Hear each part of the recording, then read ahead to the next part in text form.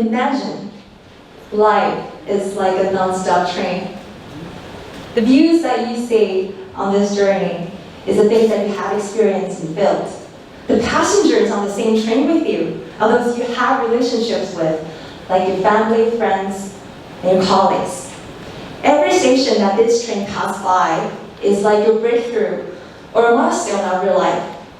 Some passengers will get off the train without further continuing the journey with you, or some memories will stay still, left at the station. I never thought there would be one day that I would go to church. That's probably the hardest thing to imagine on my train of life. It's like I thought I bought a train ticket to Taiwan, but in fact, this train is actually heading to Kaohsiung non-stop. The first time that I went to church, the hope, I felt surrounded by God's love and grace, and kept shedding tears without knowing any reasons. It felt like I was electrified and connected to something beyond my own knowledge and understanding. From that day, I started to desire this love and wanted to search for a church that suited me the most. I couldn't make a list of what conditions would meet my needs, but I was confident that I will find it. I will know it when I find it. At that time, I was working at Dan District, which perhaps probably has the highest densities of different religions, like Islam, Catholics, or Christianity. There was one day when I got off from work that I decided to walk to Dan Park and rode a U-bike back home. In fact, I took this route many times already. But that day, when I was walking on Heping Donglu, I saw Bread of Life Taipei on Heping Donglu. I asked myself, am I not searching for a church now? Why not visit it on that Sunday?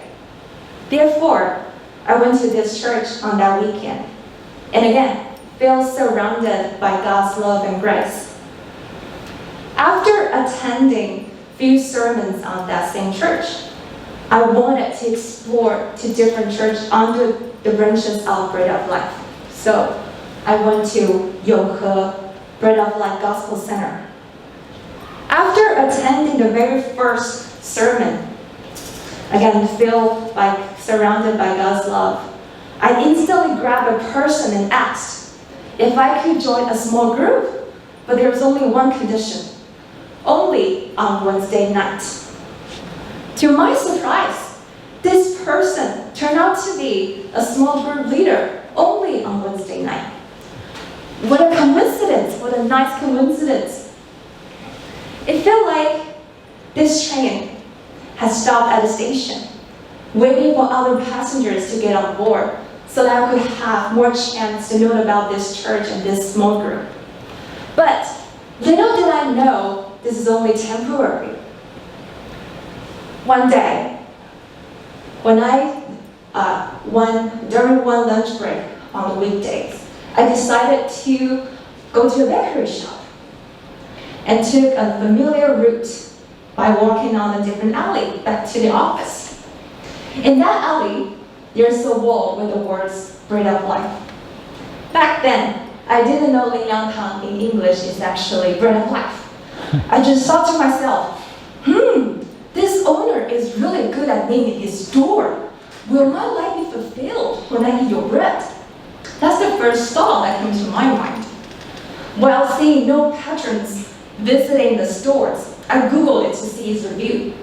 To my surprise, it's actually a church, and it's an international branch of Bread of Life. Without any seconds to hesitate, I went to that church on that weekend. Unlike any churches that I ever visited, this place brings me true peace and comfort, even though it's sometimes like an organic farm where things might be too natural sometimes. But I do like its free spirit, where we can worship and hymn freely. It's also the place that I ended up being baptized. Life is like a train, taking us to see different sceneries, like highlands or valleys. We might simply enjoy the beautiful view and enjoy ourselves on the ride. But does all this matter if we don't have anyone to share this beautiful amazement? If I don't have anyone to share, does it matter what I say is the most beautiful scenery that I ever saw?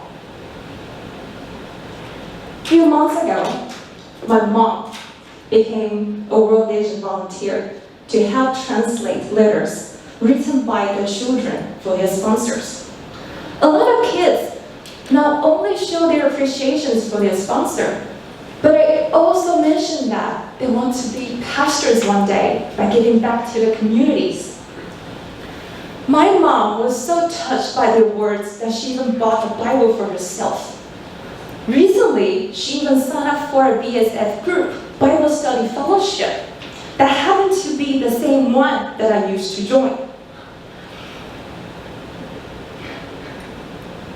I don't know where this train will lead us to, but I'm excited to find out what view we will see together during this journey. If there's one thing that I could learn from my train of life, is I choose to love. Relationships matter. Those passengers on the same train with me matter. Love the Lord with all your heart, with all your soul, with all your mind, and with all your strength. I remember wrongly. I'll love your neighbor as yourself. Imagine you are on your train of life right now. What view are you seeing? Do you enjoy it so far? And most importantly, is there anyone with you that you can share how beautiful the view is? Back to you, Tian Yi.